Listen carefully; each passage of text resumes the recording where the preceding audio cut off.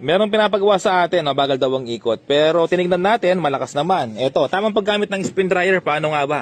Okay, so wala po tayong ginawa dito, no? Walang problema eh. So pitan ko yung kanyang timer. Tapos, eto. Okay, ang lakas ng ikot ng makina, no? Kapag malakas ang ikot ng makina at parang pinepersa yung kanyang, ito po, yung kanyang shock absorber, ibig sabihin malakas ang makina.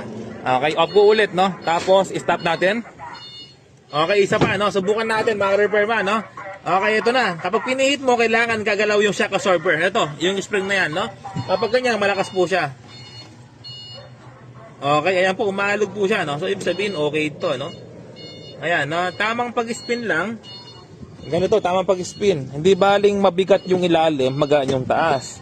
Kung nakasulat naman dito, mabigat yung ilalim, magaan yung taas. Tapos, diinan mo lang, no? Kahit wag mo nang ilagay yung cover, walang problema. Importante, diinan mo sa kamay mo. Mas diin, walang problema. Okay? Walang sisirain sa ilalim kahit na pagkadiin-diin mo, buong persa mo ilalagay mo sa baba. Okay? Kapag kasi nakadiin po yan, mabigat yung ilalim, good ang inyong spin dryer. Pero kapag magaan yung taas, ang mangyayari, mga kalampag, ganito. Okay? Kapag ganyan ang issue ng spin dryer, walang issue yung makina. Yung issue, hindi pantay yung pagkakalagay ng damit.